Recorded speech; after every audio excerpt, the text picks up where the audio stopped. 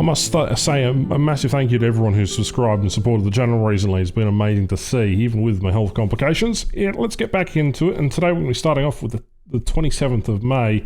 This was published, basically a YouTube community and content creator question and answer, and essentially they're still going through different pages and different stuff. As you can see, there's a whole heap of different questions here, and I highly recommend that you read the article in the link in the description down below, because I'm not going to be covering everything. I've only got about 9 questions that I thought was, good enough to talk about. Everything here is fantastic in detail. It does explain certain aspects of how they plan to develop the game. This is a nice step to see an actual question and answer come off the press from Gaijin Entertainment. Anyway, without ado, let's jump straight into it, and there's going to be boring F-14B gameplay in the background as I fiddle around on the dev server. First question, do you have plans to create a tutorial mechanics for top-tier vehicles such as anti-aircraft, missile systems, drones, with an option to customize the controls and other sorts of mechanics? Yes, we do. We're planning several tutorial elements for our more modern systems. That is fantastic, because you need a second keyboard virtually to do anything in War Thunder these days. The fact is, in World War II content, you can get away with the base keybinds, but more modern stuff will require radar controls, missile controls, weapons guidance controls, and the list goes on. And then there's also manual engine control and various other different forms. Look at the different mechanics for VTOL aircraft or swing-wing aircraft, or whether or not you're dropping multitude of different bombs and different types. It gets a bit messy from there on then, so hopefully they go around to producing a mini-series on various different types of vehicles, because that'll be helpful to allow everyone to learn how to play the game properly, myself included, because I still don't know how to use radar effectively. I love my IR missiles to death, but, anyway, that's probably why I don't like F-14s and F-4s. Moving on. Is it possible to make 3D decorations physical so they can detach from vehicles when hit? Great idea. We'll look into how complicated this would be to implement, and if it indeed possible, we'll aim to make them destructible and prone to catching fire as well. Having 3D decorators be blasted off your vehicle or catch fire or be included in the destruction and be destructible is a fantastic idea. Nevertheless, it'd be a nice thing to actually see, because, well, I don't know, those unique trinkets can get blown the way off. It'll be interesting to see what would happen. I don't know, a kind of useless addition, but something that is nevertheless a valid question, seeing there is other destruction physics in the game. Why not have it for 3D decorators? Speaking of collision models and various obstacles, garbage and other things should be either removed or replaced or reworked. This is in reference to how the map design sort of works and how you can basically hit a tree even though you've not actually hit a tree. Some of the collision models on certain types of vehicles are more, I guess, prone to hitting things and not being able to run over certain objects. So they say they're working on it, even with small objects can be jarring certain times and certain circumstances, but that doesn't mean there can be an excuse for you to have trees in the middle of a runway or an anti-aircraft vehicle in the middle of a low-tier map, and you basically crash into that every time you take off or land. There are a heap of examples of collision models not really working. I'm glad they're addressing it. Hopefully this means that things will get better for most of the collision models in the game as time goes on. This question here talks about graphics, and notably player skill. For an example, an enemy tank can almost invisible deep in shadow until it fires, and locations are full of decorative elements that overload players' attention. Is it possible to brighten up the shadows and lose some of the greenery and decorations in these locations? The answer itself is a bit interesting. The question is somewhat as it stands. It should have been ultra-low graphics is a problem in War Thunder, and some people don't have a problem with that. But Gaijin go on to then say that, well, it's a tough question that requires more complex solutions.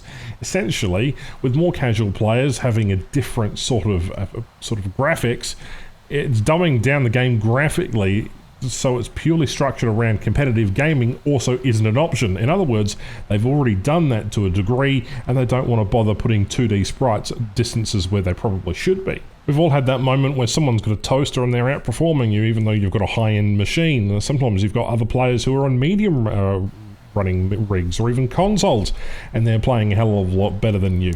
It just depends on the team who you're versing and various other factors, but if they were equal across the board in terms of level of detail, maybe the 2D sprites in the distance would actually work. Anyway, that's skewing the question a little bit. I don't want to spend any more time on ultra low versus high quality. Any chance to fix the bug spotting when vehicles are invisible for no reason? The issue comes with the server's anti-cheat algorithms. We do our best to sync them with the game render, but it's a dynamic environment with huge open spaces and various client pings. It's unfortunately impossible to maintain perfect synchronization, which is why when sometimes you look dead at a vehicle and you go and scout them, sometimes it doesn't scout, and then you look randomly at a bit of a bush or a terrain or even a mountain and you're able to scout a light tank or a heavy tank or whatever it is behind a massive hill or behind a set of buildings. It's quite interesting, that mechanic. I think that needs a bit of an overhaul. I'm glad they've addressed it here, but again, nothing's perfect, and I suppose that's the point of the game. Although, I wish that the binoculars would work perfectly, because sometimes when you're looking at a target and you know there's a target there, the spotting system just doesn't bloody work and tells you there's no target, try again, and you've got an annoying cooldown. So hopefully they can address this in the near future. Right, talking about an unlimited bans, so 5 bans, and this is something that players have heavily requested, as we don't want to ban specific types of maps, we want to ban them in its entirety. Essentially, Gaijin go on to say that the problem with this one is that we already have situations with the current ban system where some maps are rarely ever played. In addition, 5 bans for sure will lead to situations where all available maps are banned from the current queue, meaning matches won't be able to start at all, only after significant waiting times. And I mean, honestly, Gaijin, that's just a skill issue. I know you like putting players in matches, but if you're going to make shit maps, then maybe your map design team should actually look at the reason why people don't want to play these maps, and instead focus their energy on map design as a whole, because most cases people just don't like the way that the vehicles either spawn, or there's sort of elements to those maps that are horrible. For example, in ground forces you can see from one spawn to another, or in areas where you can get up to unique spots because you nerfed traction, only certain types of vehicles can get up into an area, and thus it creates an imbalance, really sort of as a scenario here. And then you've also got your laneways where you just constrict the maps down and then it basically plays like League of Legends. It's not bad, it's just you got it horribly mixed up. I understand it's a complex issue, but 5 bans or more, maybe why not have a system of 5 likes to overcompensate for the algorithm as well? I don't know, it's up to them.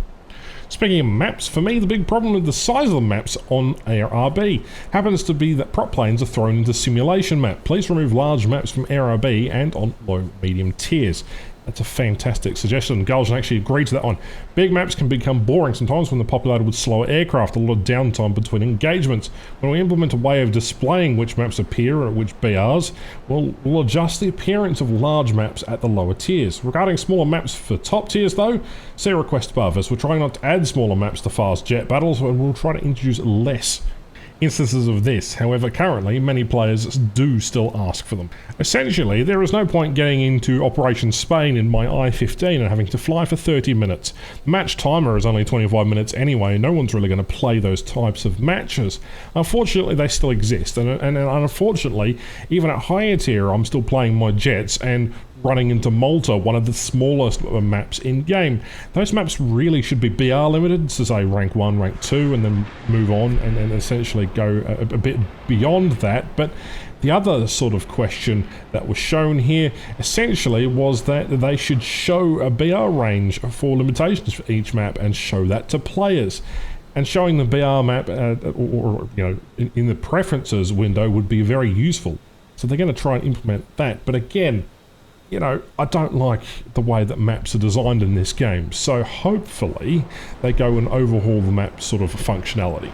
Combined with the fact that you only limit certain battle ratings to certain maps, that'll also expand upon sort of player knowledge. They'll actually know what kind of battle rating they're in based upon the map that they had gotten. So that'll be a good thing. It'll also teach the player base different things. So, you know, it's all just a matter of perspective. And last but not least, the question that I found particularly amusing was this one. Suggestion: allow phasing through teammates at the start of the match to prevent blocking in the same way Air Realistic has just after takeoff. Gaijin's response is, we can't see a way to do this for ground vehicles. Players inevitably will exploit it when spawning, and players will deliberately try to drive through each other and end the cooldown while taking up the same space, which causes a lot of issues, unfortunately. It's like the issue of just basically turning off team killing for aircraft, which is the only game mode that allows you to really team kill, although you can actually do so in naval as well. I just think that maybe some of these questions could have been a little better worded. This one's interesting because, you know, allowing a ghost to spawn would allow more tanks to spawn and have less congestion, but again, it's really up to debate. Anyway, that's all the time we have for today. Hopefully you've enjoyed this quick little look at some of the questions that I found interesting in the question and answer. Let me know your thoughts down below. Are they actually going to improve on these points? Probably not, but it's worth just mentioning for the fact that, well, this communication is sorely needed and it's a good step in the right direction. Now, Gaijin, get on with it and fucking deliver a roadmap.